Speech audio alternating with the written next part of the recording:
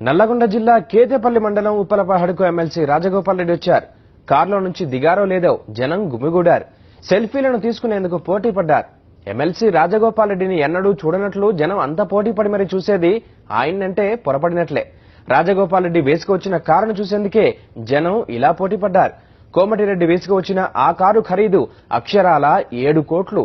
గత నెల తన కొడుకు పుట్టినరోజు కావడంతో ఈ ఖరీదైన ఫెరారీ కారు బహుకరించాడు. ఈ క్రమంలో ఉప్పలపహాడు ఉత్సవానికి వచ్చిన ఈ కారును చూసేందుకు జనం ఉత్సాహం చూపించారు. గంటకు 500 కిలోమీటర్ల వేగంతో పరిగెత్తే ఈ కారులో ఇద్దరు మాత్రమే కూర్చోవడానికి వీలుంటుంది.